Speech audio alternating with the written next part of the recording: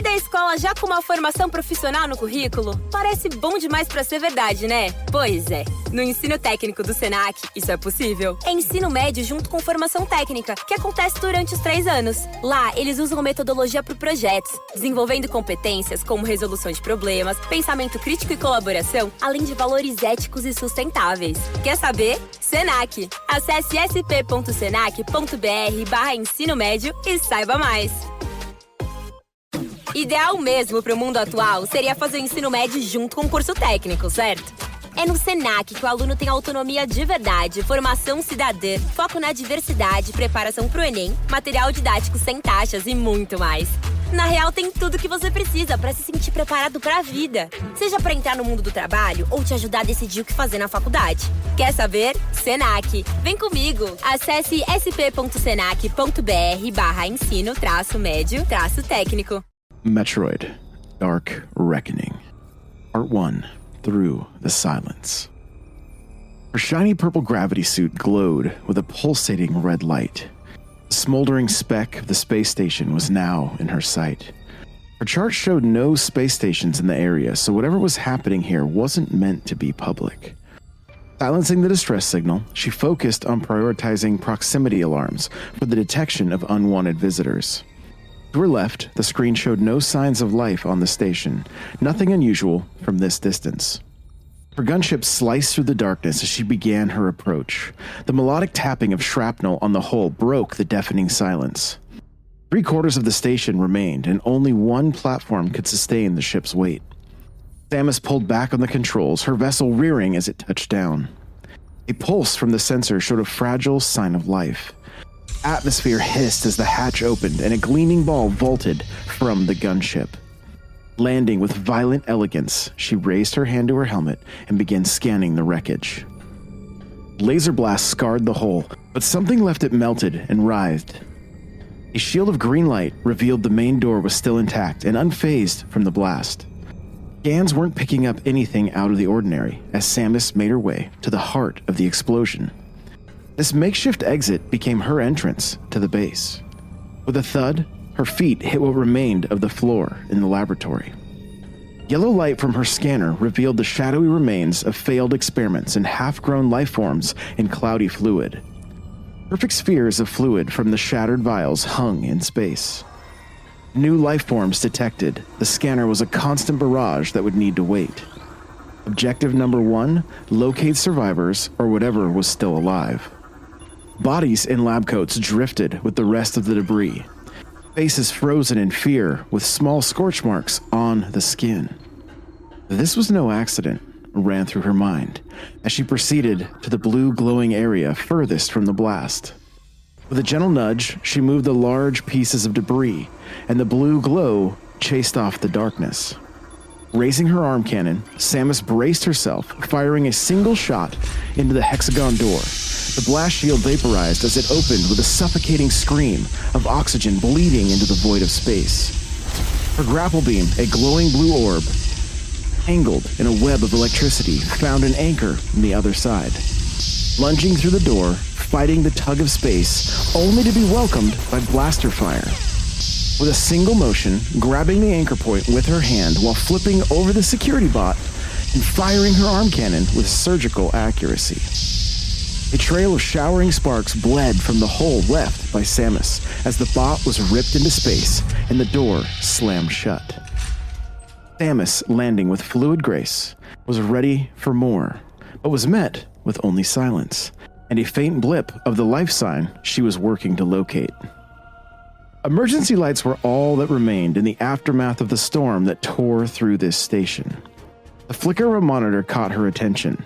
This was the main control room. Scanning the room, her yellow lights danced on the reflective surfaces. Monitors and control panels had been fried. Any attempts to reboot were useless, but Samus needed the station schematic to locate the faint life sign. Scan showed 2 cables with enough current to boot up a computer. She quickly routed them, and the boot screen said B.S.L-E.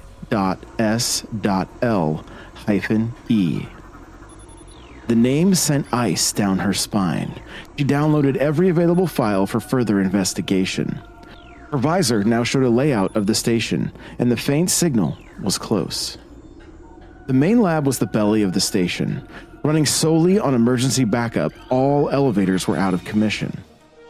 Samus examined the ventilation schematic and found the path she needed to reach the lone survivor. A vent near the elevator shaft led straight to the main lab. A single shot at the vent melted the grate as she dove into the morph ball. Nothing but a trail of light followed her as she plummeted to the floor of the lab. A well-placed bomb made easy use of the grate, allowing her to exit. Scanning the room the moment her feet hit the floor revealed movement all around her. Shadows dashing with precision, setting up fortified positions. 6 large pillars circled the room. Scan showed at least 5 targets had taken cover behind each one. A large mass in the center of the pillars was impossible to make out in the darkness, but also seemed to be the source of life. What had taken cover when she entered the lab? There were no life signs, but they moved like organic beings. Surveying the room, she noticed 10 large glass containers. 7 had been shattered with their fluid pooled on the floor. 3 held the remains of what looked like space pirates, but they were modified. Their glass was cracked, but they remained in restraints, lifeless in the fluid. 2 appeared to be caught by stray blaster fire from someone or something, and their bodies glistened from the fluid. They weren't fully organic. Their wounds revealed that most of their organs were synthetic, which is how they were avoiding the sensors. She also noticed the blasters grafted into their arms as the room began to glow in yellow. 5 charged shots illuminated the room and were all fired in sync. Samus dashed towards the large glass vials, using the pooled liquid to extend her slide into cover behind a medical terminal. Each shot narrowly missed her. Charging a shot of her own, she answered back, firing at the pillar furthest from her. As the shot left her arm cannon, she leapt into the air, firing her grapple beam at the closest pillar. Nearing the top of the pillar, she flipped so her feet would be all that made contact. She shifted her momentum, bounding off the pillar towards the nearest adversary. The charge shot collided with the back pillar, damaging its structural integrity. At the same time, Samus landed on the space pirate, who had no time to scream under the weight of the gravity suit on its chest cavity. One well-placed shot from the arm cannon under the chin began to even the odds. Like a deadly acrobat, flying from the body of the pirate to another pillar, flipping before impact and spinning off with effortless elegance to the next target. On impact, the other 3 opened fire. Samus grabbed the space pirate, spinning his body to absorb all 3 shots. Before hitting the ground, she released the body, landing on her feet and finding cover in the darkness. Without losing any momentum, she sprinted from the shadows, shoulder-charged one of them, slamming it into a pillar so hard that the crack of the ribcage reverberated off the walls. Only 2 remained, and they began firing sporadically into the darkness, only revealing their positions. Switching to missiles, Samus shot from the curtain of black. 1 remained, and he dug in behind the pillar furthest from the missile blast, firing shot after hopeful shot. Nothing was even close. Samus moved like a cat between the pillars, unnoticed, until she was within reach of her grapple beam. As the beam connected, she yanked the creature toward her, its arms flailing. Releasing the grapple beam, she readied her arm cannon, firing into his chest as he fell backwards like the last domino from the momentum shift. A lone shot of electricity from the space pirate's cannon jump-started the beast above. It lurched and convulsed, and the sensor was no longer just a blip. Eyes of pure rage were now fixed on Samus.